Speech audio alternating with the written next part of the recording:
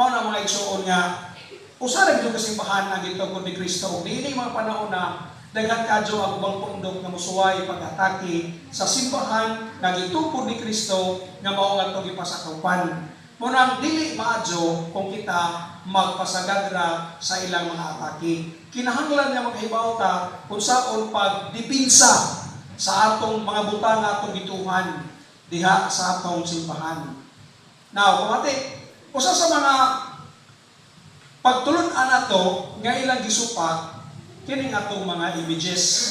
Kini atong mga images kining imahe ni Senyor San Jose nga patron sa atong lungsod, imahe sa Bulahan nga Virgen Maria nga mao pod ang patrona sa diocese sa Maasin. Maria gipasaka sa langit na wasutalan, mahal nga patrona. Tinatagya ko sa og idolatry tungod kay matod nila ato pinigisimba sila nga mga Dios o Dios. Pangutana, naa ba sa Biblia ang ilang pagsupak? Actually naa. Naa sa Biblia ang ilang pagsupak. Tugutin ko pagbasa sa mga Bible verses nga maoy lagi basihan sa pagsupak niini. Una, arita sa Deuteronomio Kapitulo 5, Deuteronomio Kapitulo 5, versikulo 7 ngadto sa 9. Mao niyang gisulti, paminaw mao niyang gisulti. Ayaw kamo pagsimba og laing Dios gawas kanako. Ayaw kamo pagkulit og larawan sa bisan unsa nga anaa sa langit o anaa sa yuta o sa tubig. Ilawom sa yuta. Ayaw kamo pagyukbo o pagsimba kanila. Kay ako ang Ginoo nga inyong Dios abubuan. So, naa sa Biblia atong mabasa ay nga doon na kadyo'y pagdili ang Dios. Ayaw kamo pagsimba og laing Dios gawas kanako. Ayaw kamo pagkulit og larawan bisan unsa nga atoa sa langit o anaa sa yuta o sa tubig o ilawom sa yuta. Ayaw kamo pagyukbo o pagsimba kanila. Kay ako ang Ginoo nga inyong Dios, usa ka Dios nga igihan o abubuan. Asa nato mabasa? Deuteronomio Kapitulo 5, versikulo 7 ngadto sa 9. The same thought ato mabasa naapod sa Exodus Kapitulo 20, versikulo 3 ngadto sa 5. Unsa po gisulti diha Exodus 20, 3 ngadto 5. Ayaw pagsimba og laing Dios gawas kanako. Ayaw pagbuhat og Dios o larawan sa bisan unsa dito sa langit o sa yuta o sa diha sa tubig na ilawom sa yuta. Ayaw pagyukbo sa bisan unsang Dios o pagsimba niini. Kay ako ang Ginoo nga inyong Dios, abubuan ako. So parehara og thought ang Deuteronomio Kapitulo 5, 7-9 o ang Exodus 20, 3-5. Tinuod atong madungog nga naa di ay sa balaang kasulatan, balaod sa Dios ang paghimo og larawan nga ilhon nga Dios. Pero aron atong masabtan mga igsuon, atong ibutang ato sa sakto nga konteksto. Atong ibutang sa ida gadyong sakto nga konteksto. Kay ang Biblia man God gisuwat siya within a particular culture. Dunay mga tao nga gisultihan, dunay lugar, dunay hinungdan ngano. Ato ning sabton kay lisod man kaayo mga igsuon kung ato ning dawaton litra por litra. Kung sa atong i-apply sa atong kahimtang karon kay mamahimo matang out of context. Importante jud kadyo nga naata sa konteksto sa atong pagsabot sa Biblia. Kunya aron ato ning masabtan, ato ni silang tan-awon pinaagi sa kanang 7 kaang sa pagsabot, kanang 7 levels of understanding. 7 kaang sa pagsabot para ato ni makit-an ang konteksto ni maungsugo sa Dios sa pagdili, paghimo og larawan. Mag-isgot tag 7 levels of understanding. Actually, mga pangutana ni sila. Unsa man nga pangutana? Una, unsa man? What? Ikaduha, kinsa? Who? Ikatulo, whom? Para ni kinsa? Ikaupat na pangutana, when? Kanusa?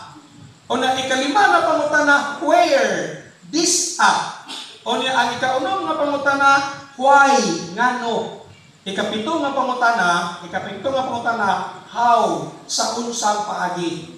Atong tanaw ni balaod ha, kini balaod nga gihimo sa Dios pagdili og himong larawan nga mabasa nato diha sa Deuteronomio 5, 7 nga to sa 9, o Exodus 23:5, atong tan-awon ani pinaagi sa 7 levels of understanding. Aron atong masabtan ang tinuod nga konteksto niini. Sa unang pangutan na nga unsa man tinuod ba? Tinuod. Tinuod nga adunay balaod nga nagdili. Atong gibasa kanina, no, Deuteronomio 5, kapitulo 7 ug 9, o Exodus 23:5. Tinuod nga aduna gadyoy sugo ang Dios pagdili, paghimo og larawan. Ikaduhang pangutana, kinsa man ang giingnan niini? Kinsa man ang giingnan? Ang mga Israelita. Sa ato pa di ay tinuod nga dunay balaod, pero kinsa man ang giingnan? Kinsa man ang gihatagan sa balaod? Ang mga Israelita. Ikaduha, para ni kinsa man. Mga tanag para ni kinsa, dili naman ang mga Israelita ni adto panahon na, kundi alang usab sa ilang mga musunod nga mga henerasyon. Alang sa musunod nga mga henerasyon kay sa paghatag sa Ginoo sa maong sugo, nasayon man ang Ginoo nga dito ni buhaton what will happen to the next generation and another generation. So sa to pa, para ni kinsa, dili lamang alang para sa mga Israelita, kundi apil po sa ilang mga sumusunod. Oh, para ni kinsa. Ikaw pa kay pangutana, kanus araman to? Kanus araman to? Panahon ni Moises. Kaya ba mo kung sa mga tuwiga si Moises nagpudyo sa kalibutan? Si Moises nagpudyo sa kalibutan ni atong 1391 kutob 1271 before Christ. Sa ato pa, dugay na di ay ito. Dili to karon katong mga balaod diha, tinuod nga na ay balaod, pero gihatag para sa mga Israelita o sa ilang mga sumusunod. Unsang panahon na? Panahon ni Moises. Neto pang tuig 1391 kutob 1271. O where? Di sa man gihatag ang mga balaod nun dito sa man. Tuig binaw. Di gihatag ang mga balaod dito sa bukid sa Kabalian. Bukid sa Sinai. Kay uban man sa napo kasugo. So dito gihatag sa bukid sa Sinai kay uban ni sa napo kasugo. Pangutana, ngano man why? Ngano naghatag man ang balaod ug sugo nila tungod kay niining panahon na wa pa man moabot si Kristo. Wa pa to sila konkreto nga imahe unsay dagway sa Dios. Og tungod lagi kay ang tao mangita mag at pamanakan ng ato magajud ng kada usa ka tawo doon na do'y panginahanglan bitaw og Dios nga iyang simbahon. Tungod lagi kay wa pa masalay image, kay wa pa man si Kristo, mo nang magmugna-mugna sila kung sa madyo kay dagway sa Dios.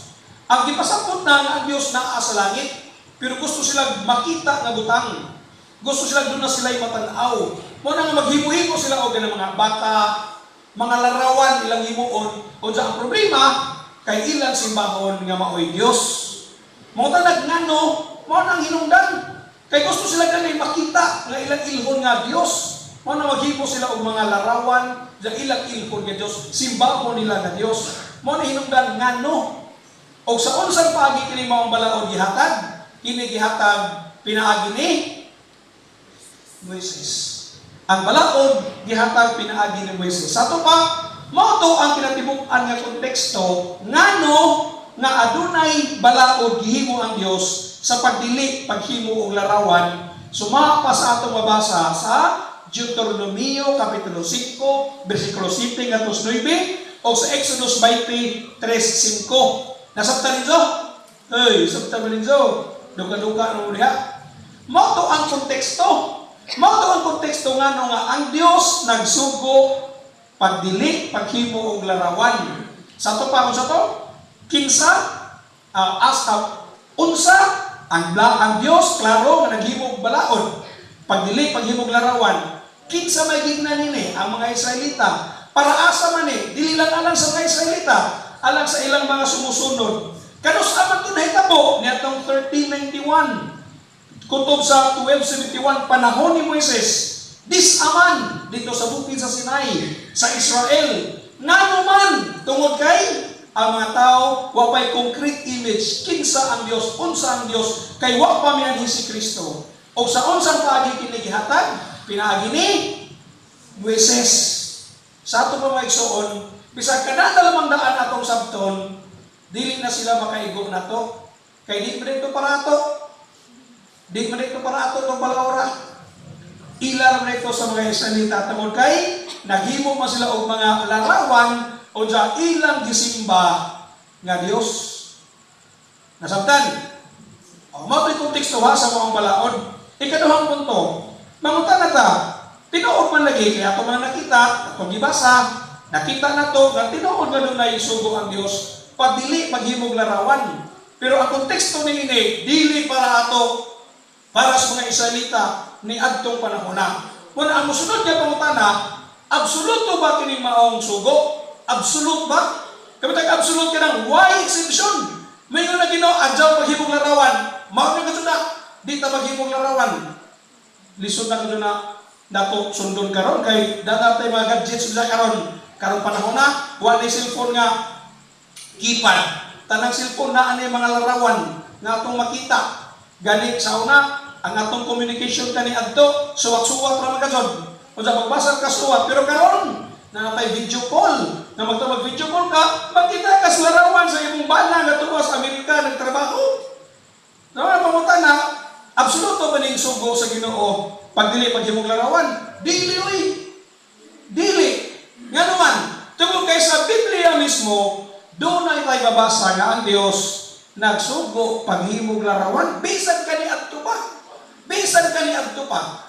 Doon na tayo mabasa sa Biblia nga ang Dios di ay nagsugo paghimog larawan. Panakitan. Diya sa basahon sa Numeros, Kapitulo 21, versikulo 8, ang Dios nagsugo kang Moises paghimo og larawan nga bitin nga tumbaga. Di ba? Kadaghan ito nagibalik-balik sa itong pamalandong. Kadto bang nagmagot-bot ang mga Israelita batok sa Dios. Unsa ang Dios nagsugo, nagpadala og daghang mga bitin. Gipagpaak ang mga Israelita ngadto sa disyerto, sa kamingawan, gipagpaak sila. Unsa kay nagpakiluoy man sila ngadto kang Moises, kay uban nga namatay man, mao na nga ang Dios nagsugo kang Moises maghimo kag larawan sa bitin nga tumbaga. Ibutangin mo og tukon, iisa nimo ngadto sa kamingawan, aron kadtong mga tawo nga paakan sa bitin, tumutan-aw niini sila mamaayo.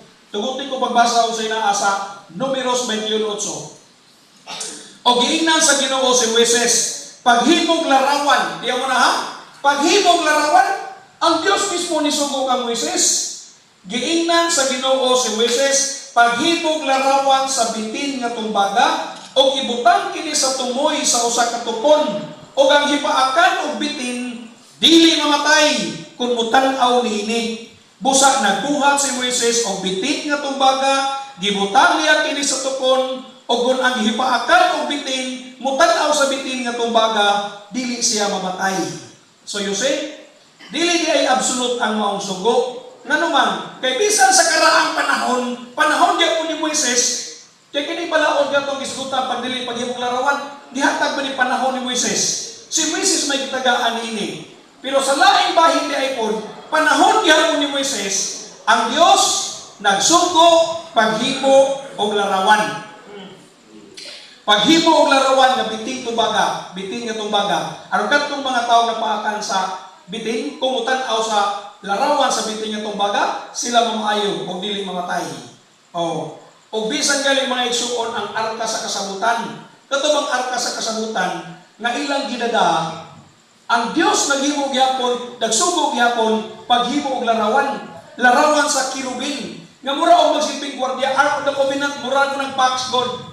Mura sa box nga ilang gidada nagsimbolo sa presensya sa Ginoo. Pero ang Dios nagsugo kang Moises paghimo og larawan. Asa kon mabasa? Nasa Exodus 25:18. Exodus 25:18. Unsa may naa diha? Tugutin ko pagbasa. Mo nang gisiging mo sa Ginoo ha? Sa isig katumoy sa tabon sa sudlanan, paghimo og duha ka imahen sa kirubin. Tiaw na ang Dios mismo moingon ini. Sa isig katumoy sa tabon sa sudlanan, paghimo og duha ka kirubin na sinalsal nga bulawan, usa sa matag tumoy niini. Himuwa ang kirubin nga unay gayud sa tabon. Kinahanglan nga ang kirubin magbukhad sa ilang mga pako aron magpadayag sa ilang mga pako sa tabon. mag-atbang sila nga magtan-aw sa tabon. Tiaw na, naapay specification ang Ginoo. Sa pagsugo sa Dios kang Moises, paghimo og larawan sa anghel nga mo magbantay sa tabon sa arka sa kasagutan, doon na pasay specification. Kinahanglan ang mga anghel unay sa tabon. Kinahanglan nga magbukhad ang ilang mga pako, mag-abot ang ilang mga pako, murag silbing gitabunan sa mga anghel, sa mga kirubing, ang arka sa kasagutan. Ang Dios nagsugo nini. Sa ato pa, dili di ay absolute ang pagdili, paghimog larawan, kay ang Dios mismo, nagsugo man paghimo og mga larawan. Nasabtan? Nasabtan. Sunod nga pangutan natong tumagon, ingon sila, brother, kada naa sa Biblia nga imong gibasa, gisugo man to sila sa Dios paghimog larawan. Si Moises gisugo man sa Dios paghimog larawan. O diyan ka mo, gisugo mo sa Dios paghimog larawan ni San Jose? Gisugo mo sa Dios paghimog larawan ni Maria? Oh, ano pa yung nagsunod nga pangutana? Pero mga igsoon, supian ta mo tinuod, diha sa balaang kasulatan, doon ay naghimog larawan, nga wasugua. Na ay naghimog larawan, nga wasugua. Kinsa man, si Hari Solomon. Kaya dito sa templo nga ijang gitukod, ang templo nga ijang gitukod, ijang gibutangan og mga larawan. Asa man ato mabasa, naasa, Ikaduhang Kronikas, Kapitulo 3, versikulo 5, masugod ang 5, sipi nga to sa 10. Tugutin ko pagbasa, unsay na ariha. Ang kinadak-ang bahin sa templo, gihaklapan niya og sidro, o gihlaupan kini niya og bulawan, o gikulitan niya og mga palmera og mga kadina, o gikulitan niya kini og kiruben, og ang mga bumbong ni ini. Gikulitan niya og mga kiruben. Og diha sa labing balaan nga balay, siya naghimo og duha ka mga kiruben nga mga linilok. Mga kiruben sa mga kiruben, mga anghel nga mga linilok, og iyang gihakupan kini og bulawan. Sa ato pang naigsuon, bisan ganito ay ang templo nga gitukod ni Haring Solomon, kinulitan og mga imahen, kinulitan og mga larawan, larawan sa anghel, larawan sa tao, larawan sa palmira, larawan sa leon. Doon ay mga images suod sa templo. Kaya naman, anong pag-ila nga kining maong lugar balaan? Imagine na po ninyo nga pagkapilya, why imahin sa mga santos. Pagpahinumdom ka na to sa balaan. O sa may atong tanaw ni ini, why kuros, why mga imahin, o sa may atong tanaw ni ini, why ni kalainan sa budigas kupras. Oh. Di ba? O building na nga way mga imahen, images, nga mapahinumdum ka na to sa sacredness. O sa may mahitabo, mura na budigas kupras. Bato na magbudigas kumay kay mahal-mahal dyan tayo, baratong kupras. O di ba? So bisan gani ang paminaw, bisan gani ang templo di ay gitukod ni Solomon, doon ay gitukod, gikulit nga mga larawan, doon ay mga images sa bumbong ni ini. Ang pangutana, nasa po bang Diyos? Wala. O sa may gipati sa Diyos, ay kita ni larawan nga nasa templo. Mga igsoon, ang Diyos nalipay. Nalipay ang Diyos sa pagkakita ni Jah, nga kining maong templo, gitukod ni Solomon, adunay mga larawan. Inagimuan ng mga larawan, nalipay ang Diyos. Asa ito mabasa? 2 Kronikas 7:16. O sa may naliha, tugutin ko magbasa. Karon ang Diyos ningon, sa ilang pagkakita na ang templo gitukod ni Solomon, doon ay mga larawan, mga butangan naa sa langit sama sa mga anghel o kirubin na nagpahinumdum sa pagkabalaan o sa may gisulti sa Diyos. Ang Diyos mingon, karon gipili ko o gibalaan ko kining templo ha. Tiaw na.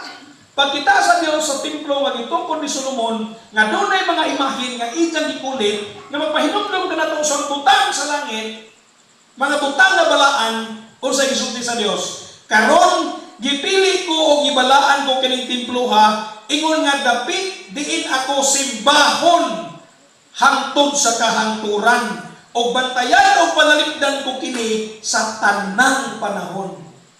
Kanindot sa gisulti sa Ginoo, nindot ka yung gisulti sa Ginoo. Sa iyang pagkakita sa templo nga gitukod ni Solomon, nga iyang gikulitan o mga larawan butang sa langit, magpahinumdum ka nato sa mga balaan. O sa isulti sa Ginoo, karon gipili ko o gibalaan ko kining templo ha. Ingon nga dapit din ako simbahon hangtod sa kahanturan.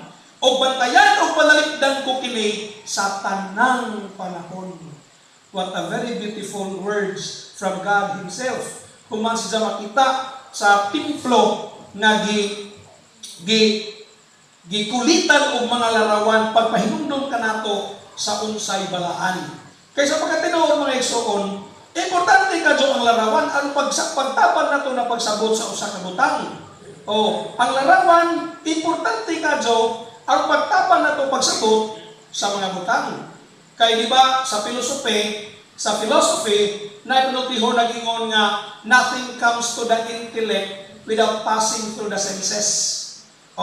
Nothing comes to the intellect without passing through the senses. Pananglitan, di makaingon imong intellect nga si Father Angelo guwapo kung di makita sa imong mga mata. Mura na ba limo mo udyo na ng istorya halagi? Di na naman na example kay di mo udyo na. Di makaingon imong intellect nga puti kining mantel sa altar kung di mo agi sa sense of sight. Di ba ako nag-explain yung kanunay? Di ka makaingon nga hapis imong kutis kung di mo agi sa sense of touch. Kay nothing comes to the intellect without passing through the senses. Di ka makaingon nga humot ka ng humba kung di mo agi sa sense of smell. Di ka ang imong intellect di makaingon nga lami ka ang litson kung di mo agi sa sense of taste. Kay ahong balikon nga isuon, a basic principle, nothing comes to the intellect without passing through the senses. Imagine na kung ninyo, o why images. O dyan, masita ang istorya nga, once upon a time, doon ay Diyos na miyanhi sa kalibutan, nanlag Hesus, Kristo, nagpanansang sa cross, araw pagluwas na to, pulos na istorya wa images, makasabot ka? Di huy, pirting lisura sa buton. Mao ba dyan ang mga bata sa eskwelahan? Doon na dyan ka nang gitawag o visual aid. Para ang bata, dali na siya makasabot. A is for apple. Apple, apple, apple. Kita rin siyang apple. O B is for ball. C is for cat. Na yung picture. D is for dog. Na yung picture. Para ang bata, dali rin makasabot kay nothing comes to the intellect without passing through the senses. Imagine ako na ninyo. Maghisgutan kaluwasan sa kalibutan. Kay so, in the Old Testament, nagtag na ang Diyos nga luwason ang kalibutan gikan sa sala. Natuman kini pag-anhin ni Kristo. O magsigat ang istorya ni anak, ato nang ipasabasa ang istorya, wa tay makita, wa tay mo anak. Makasabot tay mga tao. Perting isura. Mao na mga igsuon nga pagkatabang kadyo ang larawan. Kay makatabang sila pagsabot sa kamatuuran mahitungod sa atong pagtuo. Kay total, bisa kay karon sa atong kahimtang karon, importante ba siya kadyo ang larawan? Bubalik ta sa cellphone. Wa na may cellphone karon nga. Kipan na, amo, pila na magabog na. Masagaran sa mga cellphone na ay images nga atong makita. Masa nakasama ta niya na? Woy. Bisan sa New Testament, makaduong batag si Kristo, yung supak o imahin, hulagway, kanang larawan, wa! Kay katagaling, di ka bang bubayad sila buhis, bayad sila buhis. Kisa may larawan na din sa Sinsilyo, nakita ang ginong larawan, supak ba ginoo sa larawan ni sa emperador, ngayon dyan nakita nito, ha? Kung saan naman lamang kung why larawan, di na lamang ta, wa na negosyo ng mga graphics, no? Ang atong cellphone, pulos na pagpabili ta atong keypad. Mas makatabang man ato kung nunay image nga atong makita. Wala karong panahon na, wala ka doon ng ingon. Kana ng video call. Labi na kung imong papa, tuwa nagtrabaho Saudi Arabia. Tungod kay, gawas ka makadungog ka, makakita mo ka. Kaya na may larawan, mas dali, mas intimate gani ang atong communication kung doon ay larawan. Mao na mga igsuon nga, dili, supak di ay ang Diyos nini.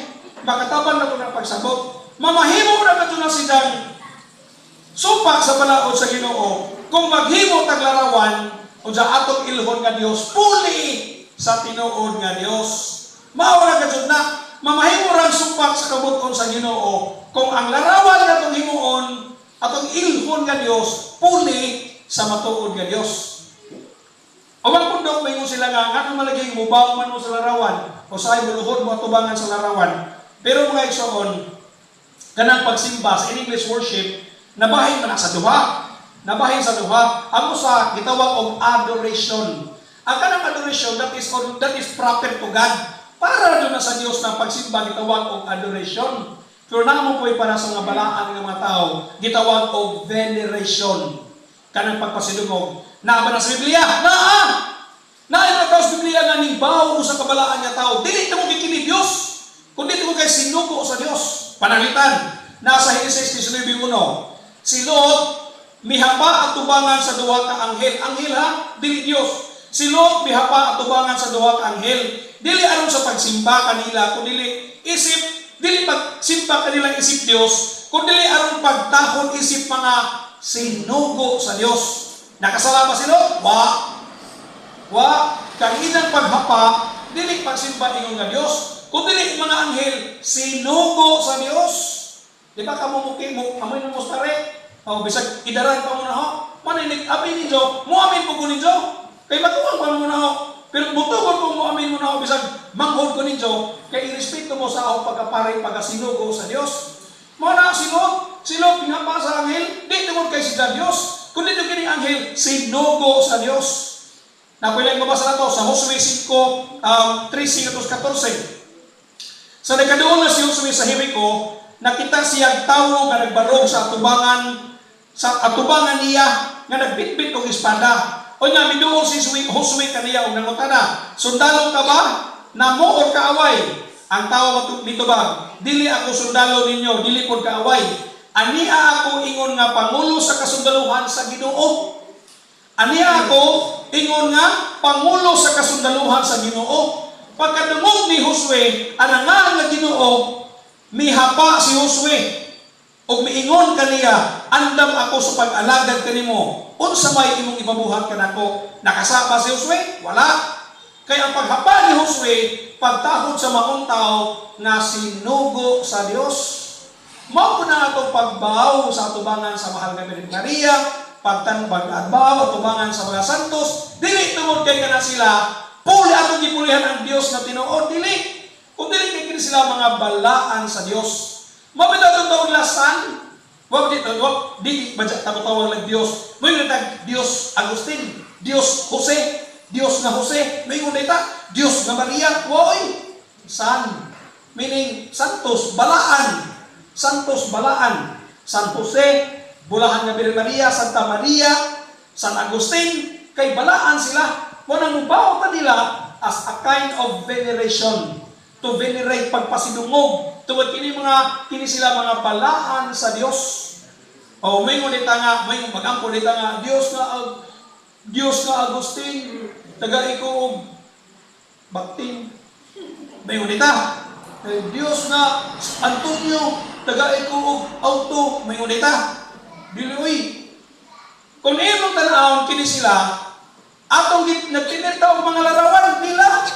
Pero aron pagsabot nato nga na ay Jose, nagsilbing ama-ama ni Jesus, kay si Jesus ang tinuod nga mahto aman sa langit, na ay Maria tao pahimugso sa Dios nga nahimong tao, na ay San Roque o sa kabalaan nga tao kaniadto nga naghatag silang katigayunan sa mga kabos kag pudyo o kinabuhing kabos sa ilang pagsunod sa pagkasubuan ni Kristo, paghatag na pagsabot nato nining maong mga kamatuoran. Pero ato binilang gipuli sa Dios? Wala! Ato binilang gipuli sa tinuod nga Dios? Wala! Kung dili ang atong pagtinir nila, nakapalikod pa hinoon sa atong pagtuo nga naay Dios. Di ba? Ang atong pagtinir nila, dili aron atong tulihan ang Dios sa langit. Kung dili, nakapalikod pa hinoon sa atong pagtuo nga adunay Dios.